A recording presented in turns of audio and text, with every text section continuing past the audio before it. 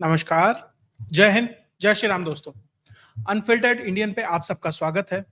आगे से पहले आप सबसे रिक्वेस्ट है, वीडियो को लाइक कीजिए, चैनल को सब्सक्राइब कीजिए और शेयर करना मत भूलिएगा।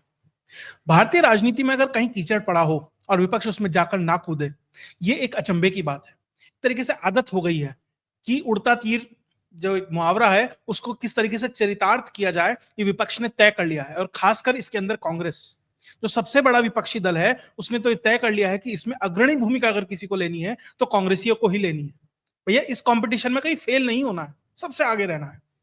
वही स्थिति कांग्रेस के राष्ट्रीय अध्यक्ष मल्लिकार्जुन खड़गे के साथ हुई।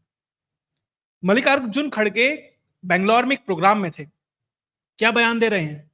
वो ये कह रहे हैं कि देखिए, ईरान के ऊपर हमला हो रहा है, ईरान के ऊपर स्ट्राइक्स हुई हैं, ईरान हमारा टाइम टेस्टेड फ्रेंड है, वो हमें 50% से ज्यादा तेल हमारा ईरान से आता है। सबसे पहली बात तो खड़गे साहब, ईरान से भारत कोई तेल खरीद नहीं रहा है आज के समय में। लगभग लगभग नेग्लिजिबल सप्लाई है ईरान की तरफ से भारत को।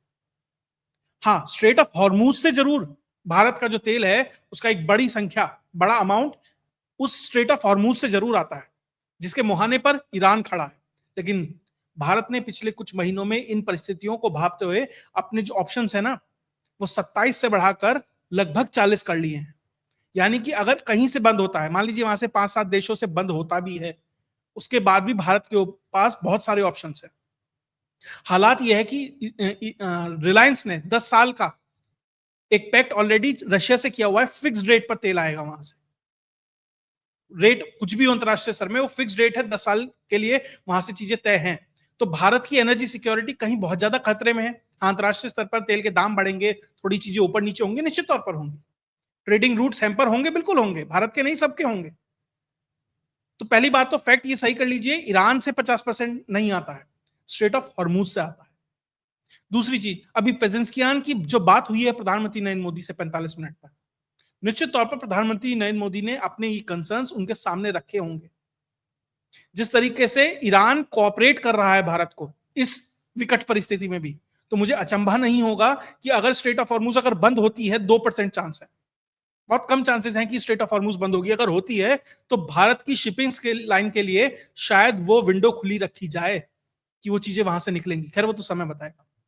उसके बाद क्या कहते हैं मल्लिकार्जुन खड़गे साहब, मैं फैक्ट वाइज एक एक फैक्ट के साथ उनके एक एक बयान को, साथ ही उनकी जो नेता है, महिला नेता है, जो सबसे बड़ी नेता है कांग्रेस की, उनकी बात भी करूंगा और किस तरीके से कांग्रेस ने डबल स्टैंडर्ड दिखाया है, किस तरीके से कांग्रेस हाफ बेक्ड फैक्ट के साथ सामने आती है, उसकी भी बात होगी।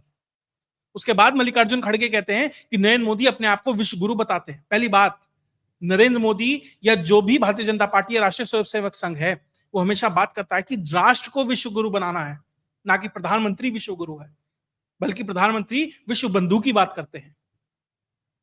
तो वहां पर भी आप गलत है। वो ये कह रहे हैं कि लोगों को कपड़ा, रोटी, मकान इनकी जरूरत है, अगर युद्ध होता है तो इन्फ्लेशन बढ़ेगा। वो ये कह रहे हैं कि प्रधानमंत्री नरेंद्र मोदी को इनिशिएटिव लेना चाहिए और ये युद्ध रुकवाना चाहिए। तो मल्लिकार्जुन खड़गे साहब, जब प्रधानमंत्री नरेंद्र मोदी ने एक विंडो के तहत वो युद्ध रुकवाया था, वो स्थिति क्रिएट की थी ईरान और रशिया और यूक्रेन के बीच, तो आपकी ही ट्रोल आर्मी पीछे लग गई थी कि देखिए किस तरीके से बीजेपी की तरफ से प्रोपेगेंडा फैलाया जा रहा है। और ध्यान दीजिएगा, इस युद्ध के दौरान भी ऑपरेशन सिंधु चल रहा है। ईरान से, इजराइल से इस विकट परिस्थिति में भी लोगों को एक्सट्रैक्ट किया जा रहा है और दोनों देश कोऑपरेट कर रहे हैं। तो भारत अपने हितों के लिए, अपने नागरिकों के लिए हर जगह खड़ा है और ये सरकार वो प्रयासरत है, वो आपको बताने की जरूरत नहीं है। जो लोग ईरान से आए हैं, जो छात्र आए हैं, उनसे जाकर पूछिए, क्या इसी सरकार ने उन्हें एक्सट्रैक्ट नहीं किया आर्मेनिया के रास्ते? तो आप किस चीज के लिए, जो काम हो चुका उसके लिए आप सरकार को कह रहे हैं आप क्यों नहीं कर रहे हैं? और आज दुनिया जिस इन्फ्लेशन के मोड में है, मैं ये नहीं कह रहा भारत में महंगाई नहीं है, लेकिन अंतरराष्ट्रीय स्तर पर जाकर कंपेयर करेंगे, क्या अमेरिका जैसे देशों में जिस तरह की महंगाई है, क्या भारत में है? क्या आंकड़ा बताता है कि अमेरिका में लगभग 25 से 27% लोग अपने अगले खाने के लिए क्रेडिट कार्ड पर डिपेंडेंट है। यह स्थिति है। वहां भी थोड़ा महंगाई वैसे अब कम हुई है, लेकिन फिर भी भारत कंपेयर करेंगे तो बेहतर स्थिति में है। महंगाई नहीं है ये नहीं कह रहा, लेकिन बेहतर स्थिति में है। तो किस तरीके से और कहा जा रहा है कि युद्ध का देश है कि बुद्ध का देश है, ये भारत को तय करना चाहिए। भैया भारत अपनी आत्मरक्षा के लिए जो भी कदम उसे उठाने पड़ेंगे वो भी करेगा। और दूसरी चीज, खड़गे साहब कह रहे हैं कि मोदी जी को इंटरवेंशन करना चाहिए जाकर। मेरा सवाल यह है कि इजराइल ने भारत से उधार लिया है कि ईरान ने भारत से उधार लिया है? जो भारत कहेगा और वो मान लेंगे। कोई भी देश अपनी जो देश की राष्ट्रीय नीतियां होती हैं वो अपने हिसाब से, अपने हितों के हिसाब से तय करता है।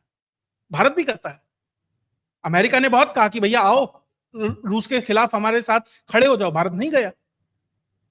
पूरा यूरोप मैदान में उतर गया भारत के खिलाफ, भारत नहीं गया। भारत इस युद्ध में भी नहीं उतर रहा है। इस जो ये स्थिति चल रही है इजराइल और ईरान के बीच में, भारत नहीं उतर रहा है। क्यों?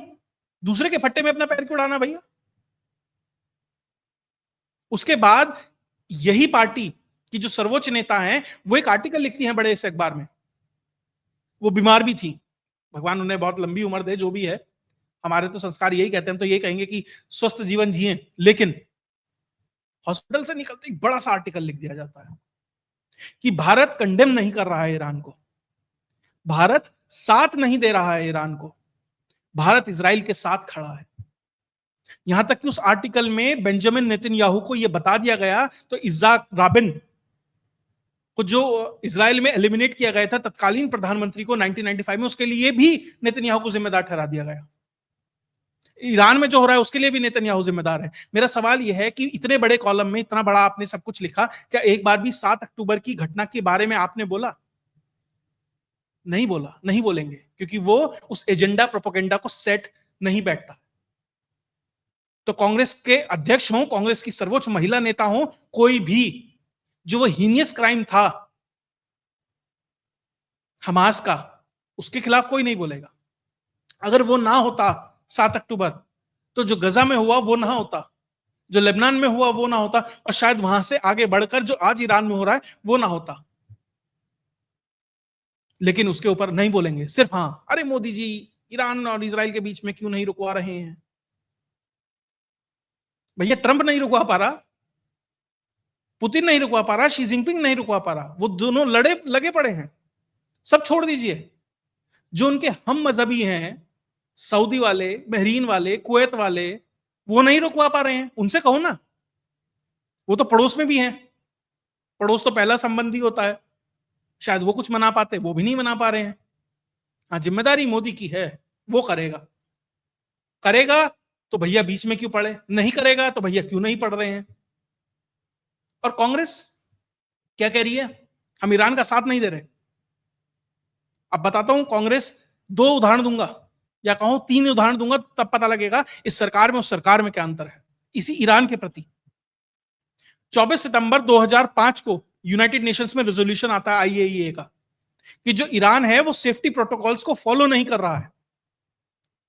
भारत ने उस समय ईरान के खिलाफ वोट किया था, और उस समय सरकार 2005 में किसकी थी मुझे बताने की जरूरत नहीं है।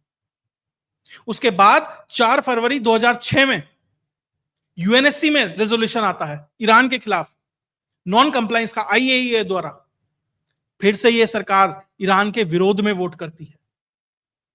तो भैया ईरान के तो आप कितने सहयोगी है, कितने उसके साथ खड़े हैं, साफ पता लग रहा है। ये दर्द क्यों हो रहा है इसे बताऊंगा मैं आगे, ये दर्द की असली वजह क्या है वो भी बताऊंगा। लेकिन पहले ये समझ लीजिए कि जो दर्द है कितना बनावटी है, कितना दिखावटी है, ये इससे पता लगता है। आपने 2 बार 2005 2006 में लगातार ईरान के खिलाफ यूनाइटेड नेशंस में जाकर वोट किया। और अब बात इस सरकार की, इजराइल से तो भारत के संबंध कितने अच्छे हैं, कहीं किसी से नहीं छुपा है। प्रधानमंत्री नेतन्याहू के साथ प्रधानमंत्री नरेंद्र मोदी की किस तरह की पर्सनल बॉन्डिंग है, किसी से नहीं छुपा है। शायद शिंजो आबे हो, नेतन्याहू, ये 2 4 5 ऐसे नेता हैं जिनसे पर्सनल केमिस्ट्री है एक तरीके से प्रधानमंत्री नरेंद्र मोदी की। उस इजराइल का जो सबसे बड़ा दुश्मन है ईरान, भारत ने इजराइल के साथ इतने अच्छे संबंध होते हुए भी ईरान का साथ दिया। इसलिए नहीं दिया कि भारत में कोई पॉपुलेशन रहती है उससे डर गए, भैया वोट नहीं मिलेंगे, ऐसा नहीं होगा, वैसा नहीं, क्योंकि वो भारत के सामरिक हितों को सपोर्ट करता है। मतलब वो इक्वेशन में ऐसा है कि भारत को वहां पे वो करना था। 2024 में आईएई का ही रेजोल्यूशन है, अमेरिकन रेजोल्यूशन है ईरान के अगेंस्ट, 35 वोट पड़े, 19 विरोध में पड़े, और 16 ने माफ कीजिएगा एब्सटेन किया, भारत ने एब्सटेन किया। एक तरीके से अमेरिकन रेजोल्यूशन को अमेरिका का साथ नहीं दिया, इजराइल का साथ नहीं दिया, वो निकल गया। आप या तो वोट पक्ष में करते हैं या वॉकआउट करते हैं, विरोध का वोट नहीं होता। तो भारत ने एब्सटेन कर दिया। 2025 में आईएए के बोर्ड ऑफ गवर्नर्स का भी एक रेजोल्यूशन था, भारत ने उसमें भी साथ नहीं दिया, वो ईरान के लिए एब्सटेन कर गया, उस रेजोल्यूशन के साथ नहीं खड़ा हुआ। तो 2 मैंने उधर के बताए, 2 मैंने इधर के बताए। अब तय कर लीजिए कौन ईरान के ज्यादा साथ खड़ा है, कौन ज्यादा ईरान के खिलाफ खड़ा है। तो अब बता दे, मैडम और अध्यक्ष जी दोनों बता दें कि कौन किसके ज्यादा करीबी है, कौन किस ज्यादा सहयोगी है। भारत जिस तरीके से ईरान को सपोर्ट कर रहा है, क्योंकि वो सामरिक हितों को सपोर्ट करता है। क्या लिखती हैं सोनिया गांधी कि चाबार का पोर्ट भारत को दिया हुआ है, देखो ईरान ने। देखो बहुत ओवरलैप होती हैं चीजें। चाबार पे तो ईरान ने एक टर्मिनल भारत को दिया, 2 तो चाइना को भी दिए हैं। तो कुल मिलाकर भारत ऐसा नहीं है कि एक पक्षीय उस पक्ष में जाके खड़ा हो जाए या एक पक्षीय उस पक्ष में जाके खड़ा हो जाए। ईरान साथ भी है बहुत जगह, ईरान बहुत जगह ऐसा भी है सहयोग नहीं करता है। लेकिन इसका मतलब ये नहीं है कि जहां सहयोग नहीं कर रहा है उसको पक्ष में लेकर जहां सहयोग कर रहा है उसको भूल जाए, और वाइस वर्सा। वो एक बहुत थिन लाइन है, उसको मैनेज करके चलना है, और भारत वो कर रहा है, और दोनों देशों के साथ कर रहा है, या कहें अब पूरी दुनिया के साथ कर रहा है। आईएनएसटीसी भारत का वहां से जाता है, भारत को पता है। चाबहार का वो टर्मिनल हमारे पास है, भारत को उसकी अहमियत पता है। तो अब वो लोग ना बताएं जिनकी विदेश नीति ऐसी थी कि जब ओलंपिक गेम्स होते थे भारत के प्रधानमंत्री को नहीं बुलाया जाता था, किसी एक पार्टी की अध्यक्षा को बुलाया जाता था और वो वहां जाती थी। तो वो विदेश नीति ना बताएं, वो लोग विदेश नीति ना बताएं जिनके दौरान नेपाल के अंदर राजशाही खत्म होती है और माओइस्ट सत्ता आती है, और किस तरीके से धीरे धीरे नेपाल भारत की गोदी से निकल जाता है। वो लोग ना बताएं जो बांग्लादेश में जब शेख हसीना का तख्ता पलट होता है तो किस तरीके से उनके पक्ष में खुशी की लहर होती है कि विदेश नीति कैसे चलानी चाहिए। वो लोग ना बताएं जब मालदीव में भारत के खिलाफ स्थितियां उत्पन्न होती हैं तो किस तरीके से शांत रहते हैं। क्योंकि इन तीनों जगह एक देश कॉमन था जिसने ये सब किया था, और ये वो देश है जिसके साथ आपने एमओयू साइन किया था। तो आप क्यों बोलेंगे? हाँ, आप जरूर बोलेंगे ईरान और इजराइल के बीच में, क्योंकि हमास को सिंपैथाइज करते हुए सुब्रमण्यम स्वामी ने बहुत कुछ बोला है कि किस तरीके से कौन आपकी पार्टी में हमास का सिंपैथाइजर है। मैं नाम नहीं लूंगा किसी का, सबको पता है, दर्शक कमेंट सेक्शन में बता देंगे। इसलिए वो ये ना बताएं कि ईरान के साथ क्या करना है, इजराइल के साथ क्या करना है। भारत की विदेश नीति कम से कम आज बहुत सक्षम हाथों में है और वो उसी तरीके से काम कर भी रही है। और विदेश नीति, आप राष्ट्रीय सुरक्षा की बात कीजिए।